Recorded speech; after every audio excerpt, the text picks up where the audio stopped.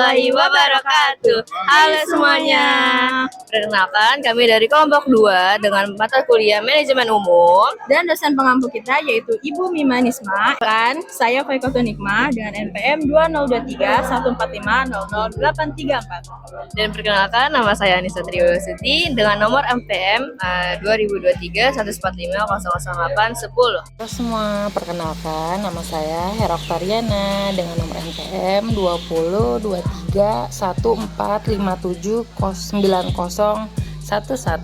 Sebelum kita mulai video pada hari ini, jangan lupa untuk like dan share supaya video ini bermanfaat. Perkembangan teori manajemen. Kita akan bahas perkembangan teori manajemen. Dengan kita mempelajari latar belakang sejarah manajemen, maka wawasan kita akan terbuka tentang teori-teori manajemen. Dan diharapkan dengan memahami teori-teori tersebut dapat mengaplikasikan dengan tepat pada praktik manajemen yang akan dilakukan. Fakta aktivitas manajemen ternyata sudah dipraktikkan sejak lama. Kita bisa lihat dari aktivitas yang dilakukan secara terorganisir oleh pelaku manajemen. Dengan menerapkan perencanaan, penataan, kepemimpinan, dan pengendalian telah terbukti dilakukan sejak ribuan tahun yang lalu. Contoh bangunan piramida yang ada di Mesir itu merupakan bukti nyata bangunan megah yang dibangun pada zaman kuno. Secara teori, kita beranggap bahwa aktivitas tersebut dilakukan oleh pelaku manajemen. Secara teori, di mana di dalam aktivitas tersebut dilakukan oleh banyak orang dan terdapat orang yang bertanggung jawab kepada para pekerja tentang apa yang harus dilakukan dan bagaimana cara melakukannya, serta memastikan ketersediaan sumber bahan baku selalu ada, seperti batu-batu yang digunakan dalam mendirikan bangunan tersebut. Kita tidak tahu apa nama proses aktivitas membangun piramida di masa Mesir kuno tersebut dengan melibatkan banyak orang, mulai dari perencanaan untuk mencapai tujuan pembangunan piramida, mengkoordinasikan para pekerja, memastikan bahan baku tetap tersedia, hingga mengontrol pekerjaan sesuai tujuan. Peran inilah yang dinamakan oleh teori manajemen modern adalah seorang manajer, yaitu orang yang menerapkan fungsi-fungsi manajemen. Kalau kita memahami dengan baik fungsi-fungsi dan teori manajemen, maka kita akan lebih mudah dan menjalankan aktivitas-aktivitas keorganisasian. Sejarah perkembangan teori manajemen. Pertama, manajemen ilmiah pada tahun 1870 sampai dengan 1930. Yang kedua, teori organisasi klasik pada tahun 1900 sampai dengan 1940. Yang ketiga, hubungan manusiawi pada tahun 1930 sampai dengan 1940. Dan yang keempat, manajemen modern pada tahun 1940 sampai dengan sekarang. Awal mula teori manajemen. Revolusi industri pada abad ke-19 menyebabkan meningkatnya kebutuhan atas suatu pendekatan manajemen yang sistematik. Dua tokoh yang mengawali munculnya manajemen ilmiah. Yang pertama, Robert Owen. Menurutnya, perbaikan kondisi karyawanlah yang akan menaikkan produksi dan laba, sehingga investasi yang paling menguntungkan adalah pada karyawan atau vital machine. Yang kedua, Charles Babbage. Menurutnya, aplikasi prinsip-prinsip ilmiah pada proses kerja akan menaikkan produktivitas dan menurunkan biaya. Babbage adalah penganjur pertama prinsip pembagian kerja melalui spesialisasi, menciptakan kalkulator mekanis pertama, dan beberapa kontribusi lainnya. Manajemen ilmiah.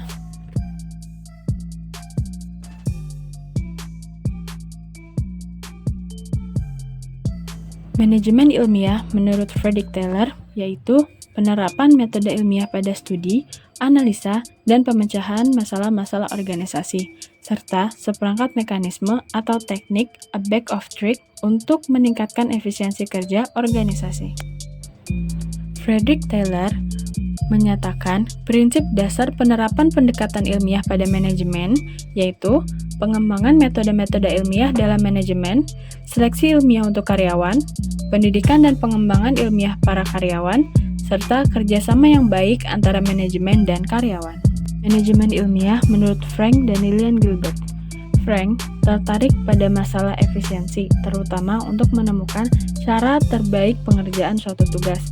Sementara Lillian lebih tertarik pada aspek manusia dalam kerja, manajemen ilmiah memiliki suatu tujuan akhir, yaitu membantu karyawan mencapai seluruh potensinya sebagai makhluk hidup.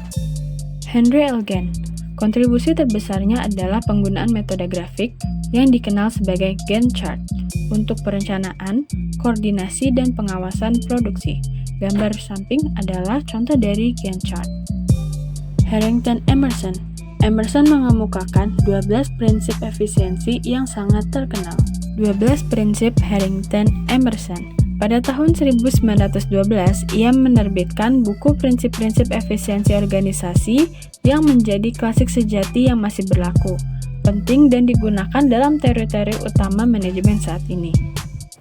12 prinsip tersebut diantaranya yaitu 1. Memiliki cita-cita yang jelas, 2. Kewajaran, 3. Memiliki nasihat yang kompeten, 4. Disiplin, 5. Kesepakatan yang adil, 6. Catatan yang andal, segera dan memadai, 7. Kantor, 8. Standar dan jadwal, 9. Kondisi yang distandarisasi, 10. Operasi standar, 11. Instruksi tertulis untuk praktik standar, dan yang terakhir efisiensi penghargaan. Berdasarkan teori-teori tersebut, teori manajemen ilmiah menghasilkan teknik-teknik efisiensi yang menyebabkan kegiatan dapat dilaksanakan lebih efisien. Kemudian, seleksi dan pengembangan ilmiah karyawan menimbulkan kesadaran akan pentingnya kemampuan dan latihan untuk meningkatkan efektivitas karyawan, serta desain kerja mendorong manajer mencari cara terbaik dalam pelaksanaan tugas. Keterbatasan dalam manajemen ilmiah yaitu, pertama, kenaikan produktivitas sering tidak diiringi dengan kenaikan pendapatan. Yang kedua, perilaku manusia yang bermacam-macam dapat menjadi hambatan. Yang ketiga, pendekatan rasional hanya memuaskan kebutuhan ekonomis dan fisik, tidak memuaskan kebutuhan sosial karyawan. Dan yang terakhir, manajemen ilmiah mengabaikan keinginan manusia terhadap kepuasan kerja. Teori organisasi klasik.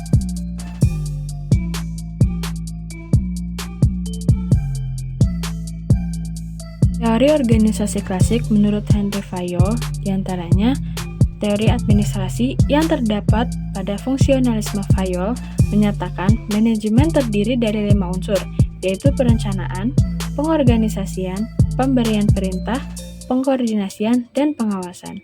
Kemudian, kegiatan operasional perusahaan terdiri atas teknik, komersial, keuangan, keamanan, akuntansi, dan manajerial.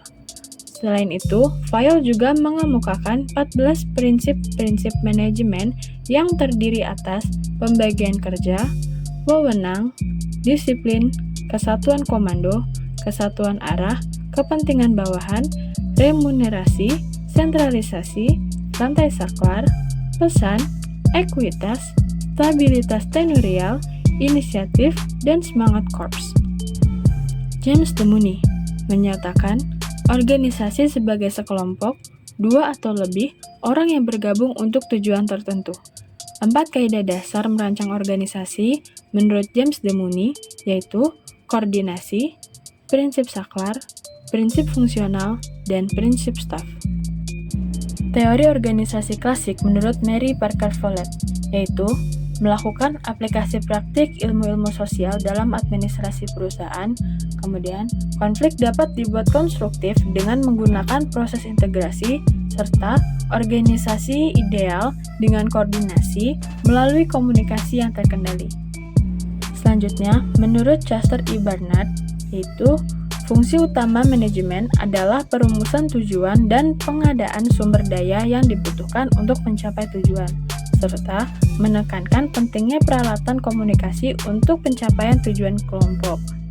Follett dan Barnard bertindak sebagai jembatan antara teori klasik dan hubungan manusiawi. Aliran hubungan manusiawi. Aliran hubungan manusiawi atau bisa disebut neoklasik muncul karena ketidakpuasan bahwa pendekatan klasik tidak sepenuhnya menghasilkan efisiensi, produksi, dan keharmonisan kerja. Ada juga beberapa pendapat lain. Yang pertama, Hugo Munsterberg pada tahun 1863 sampai tahun 1916 disebut sebagai bapak psikologi industri, menyarankan penggunaan teknik dari psikologi eksperimen. Lalu, peningkatan produktivitas dapat dicapai melalui pertama, penemuan best possible person. Yang kedua, menciptakan best possible work. Dan yang ketiga, penggunaan best possible effect untuk memotivasi karyawan. Ada juga dari tahun 1880 sampai tahun 1949 oleh Elton Mayo bersama Fritz J. Roethlisberger dan William J. Dixon menemukan Hawthorne Effect. Penemuan lainnya adalah pengaruh kelompok kerja informal terhadap produktivitas dan konsep makhluk sosial, menggantikan konsep makhluk rasional. Hasil pendekatan hubungan manusiawi, penekanan kebutuhan sosial dalam aliran hubungan manusiawi melengkapi pendekatan klasik sebagai usaha meningkatkan produktivitas. Lalu, bisa juga mengilhami pembahasan selanjutnya tentang motivasi manusia. Tapi di dalam itu juga memiliki keterbatasan. Apa aja keterbatasannya? Yang pertama, konsep makhluk sosial tidak menggambarkan secara lengkap individu-individu dalam tempatnya bekerja. Yang kedua, perbaikan kondisi kerja dan kepuasan karyawan tidak menghasilkan peningkatan produksi yang dramatik seperti yang diharapkan. Yang ketiga, lingkungan sosial tempat bekerja hanya merupakan salah satu faktor produktivitas dan kepuasan kerja menjadi semakin kompleks. 4. Aliran manajemen modern. Aliran kuantitatif dibangun atas dasar manajemen ilmiah, ditandai dengan berkembangnya tim riset operasi dalam pemecahan masalah industri. Langkah-langkah pendekatan manajemen stance. Yang pertama itu ada perumusan masalah. Yang kedua, penyusunan suatu model sistematis. Yang ketiga, mendapatkan penyelesaian dari model. Yang keempat, pengujian model dan hasil diharapkan dari model. Kelima, penetapan pengawasan atas hasil-hasil. Yang terakhir ada pelaksanaan hasil dalam kegiatan implementasi. Selanjutnya, perilaku organisasi merupakan pengembangan dari aliran hubungan manusiawi. Prinsip dasar perilaku organisasi. Yang pertama, ada manajemen tidak dipandang sebagai suatu proses teknik yang ketat. Manajemen harus sistematik dan pendekatan yang digunakan harus dengan pertimbangan hati-hati. Organisasi sebagai suatu keseluruhan dan pendekatan manajemen individual untuk pengawasan harus sesuai situasi. Yang terakhir, pendekatan motivasional yang menghasilkan komitmen pekerja terhadap organisasi yang dibutuhkan. Perilaku organisasi. Yang pertama ada Abraham Maslow, hierarki kebutuhan manusia. Yang kedua ada Douglas McGregor, teori X dan Y. Friedrich Herzberg, teori motivasi higienis atau teori dua faktor. Yang keempat ada Chris Argyris, teori kepribadian dan organisasi. Selanjutnya ada Robert Blake and Jen Moulton, kisi-kisi manajerial. Francis Likert, sistem manajemen. Fred Fiedler, pendekatan kontingensi kepemimpinan. Yang terakhir ada Edgar Schein, dinamika kelompok dalam organisasi. Selanjutnya pendekatan sistem. Pendekatan sistem pada manajemen memandang organisasi sebagai suatu kesatuan yang terdiri dari bagian-bagian yang saling berhubungan. Pendekatan sistem memberi manajer cara memandang organisasi sebagai suatu keseluruhan dan sebagai bagian dari lingkungan eksternal yang lebih luas. Sistem mencakup sistem-sistem umum maupun khusus dan analisis tertutup maupun terbuka. Pendekatan kontingensi mencoba menerapkan konsep dari berbagai aliran manajemen. Tugas manajer adalah mengidentifikasikan teknik mana pada situasi tertentu, di bawah keadaan tertentu, dan pada waktu tertentu akan membentuk pencapaian tujuan manajemen. Perbedaan kondisi dan situasi membutuhkan aplikasi teknik manajemen yang berbeda karena tidak ada teknik, prinsip, dan konsep universal yang dapat diterapkan di seluruh kondisi. Dan terakhir ada perkembangan teori manajemen di masa yang akan datang. Arah perkembangan teori manajemen selanjutnya. Yang pertama itu ada dominan. Salah satu dari aliran utama muncul sebagai yang paling berguna. Divergense. Setiap aliran perkembangan melalui jalurnya sendiri. Convergence. Aliran-aliran dapat menjadi sepaham dengan batasan-batasan di antara mereka cenderung kabur. Sintesa. Masing-masing aliran berintegrasi. Yang terakhir ada proliferation. Muncul lebih banyak aliran lagi. Sekian video dari kami, semoga bermanfaat. Wassalamualaikum warahmatullahi wabarakatuh.